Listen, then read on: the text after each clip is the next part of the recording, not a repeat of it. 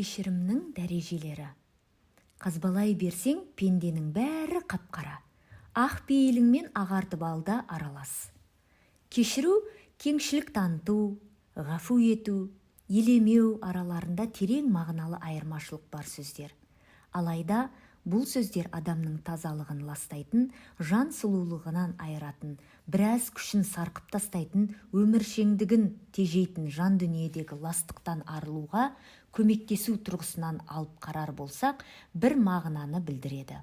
Бұл адамды рухани азаттыққа жеткізу тұрғысынан қарағанда мағыналас сөздер. Рухани азаттыққа жету ұғымы аталмыш сипаттардың жүрегіңді, ақыл-ойыңды тазалап, қатыгездік, іштарлық, қыңырлық құрсауынан азат етуге көмектесуді мақсат етеді. Осындай ұғымдар рухани азаттыққа, яғни адам жанына зиян келтіретін қажетсіз сезімнің зілінен, жағымсыз сезімнің торына түсуден тарылтады. Ерекше жеңілдік сезінуге сеп болады. Сондай-ақ аталмыш ұғымдар адам жанын пайдасыз сезімдермен шұғылдандырмайды, керісінше жетілдіреді. Өмірдің өткен-кеткенін ойлап жүрген жүрек жетіле алмайды. Өткен өмірдің өкпесін жібере алмаған жан болмысы, мақсаты, ой-пікірі таяз жан болмақ. Өрлеу, даму қасиеттер жетілген жанды қажет етеді. Лайықсыз жерге жуымайды. Болмашы пәс нәрсеге мейлі іс-әрекет болсын, немесе ой болсын, тіпті сезім болсын, оған қарай тартатын әрбір заттан алыс болады.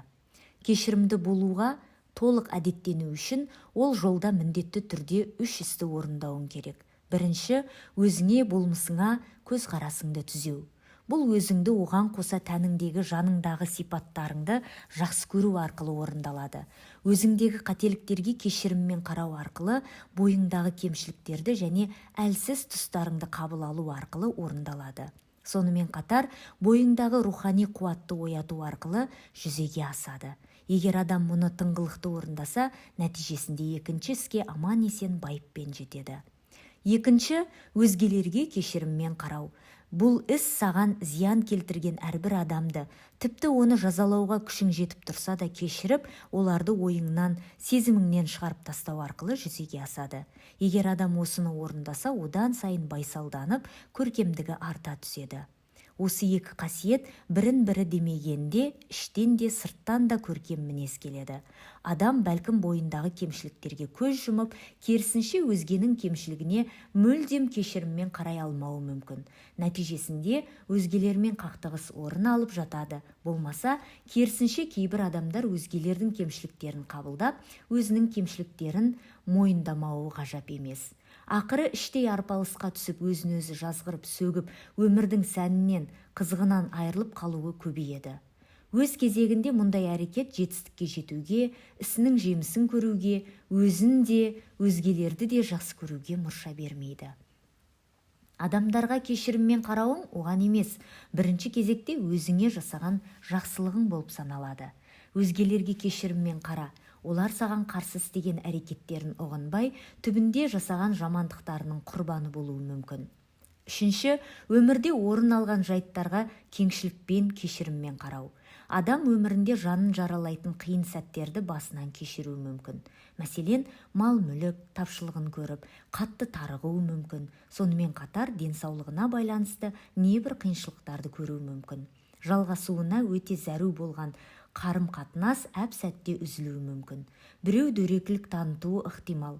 Қоғам тарапынан қыспаққа алыну, қуғындалу, артынша жалғызсырау сияқты тағы басқа жағдайларға тап болуы мүмкін.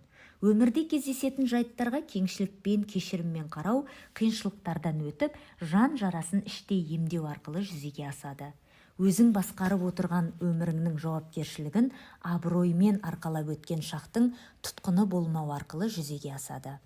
Өміріңнің алғашқы 10 жылдығындағы жан ауыртпалықтарын 20 жасыңа дейін сақтап, 20 жылдық жан ауыртпалықтарын 30 жасыңа дейін сақтап, сосын ішіңде қордаланған жан жарасын 40 және 50 жасыңа дейін арқаласаң, онда халің мүшкіл. Өміріңді ғафу ету, кешірімшіл болу, кеңшілік ету сияқты ізгі қасиеттермен жаңартуың қажет. Сосын осы қалыппен өміріңді соңына дейін ғұмыр кешуің керек. Өміріңнің ойранын шығаратын мұндай кертартпа өмірлік салтты тоқтат. Оны келесі ұрпаққа жеткізбе. Саған тумысыңнан немесе қоршаған ортаңнан жұққан мұндай жаман әдет өзіңмен аяқталсын. Оны өзгеге жуытпа. Американдық атақты жазушылар доктор Уэйн Уэлтер Дайер мен Лин Лаубер «Менің ұлы ұстазым» атты бірге шығарған еңбектерін өте керемет оқиғамен аяқтаған. Қысқасы, ол оқиғада Райан есімді жігіттің басынан кешірген оқиғасы баяндалған. Райан әкесіне сәби кезінде бауырларымен бірге тастап кеткенін ашуланып жүреді. Райан Бразилияны мекен ететін Матис тайпасының көсемі бір күні терең мағыналы сөз айтқан, алайда мен оны кейінірек түсінген екенмін. Матис көсемі ешкім жыланның шаққанынан өлмейді, бірақ шаққан соң қаныңа араласып бойыңнан шықпай қалған жыланның уы өлтіреді. Ол уды бойыңнан шығарып тастауды үйренбесең, ақырында түбіңе жетеді. Дегенмен, ең абзалы сол уды толықтай қабылдап, кешегі күнгі қатерлі у болған сұйықтықты дауаға айналдыруың деп ақылын айтқан дейді. Бұл бір жағынан алып қарағанда қарапайым көзқарас болып көрінеді. Алайда басқа жағынан алсақ, өте керемет айтылған ой. Өміріңнің көп бөлігін ойрандаған жайттарға және қиыншылық көруіңе, жаныңды жаралауға себеп болған оқиғаларға ой жүгіртіп, оларды өзгертудің жолын табу сенің нағыз ұлы ұстазың. Саған бұйыратын нығметтердің ең ұлысы. Бізді қоршаған әлемге, сондай-ақ өзімізге қатысты ұстанымымыз міне осындай болған жөн. Өміріңде қандай жайттар орын алмасын, олардың өмір жолындағы кедергілермен қоса қабыл ал.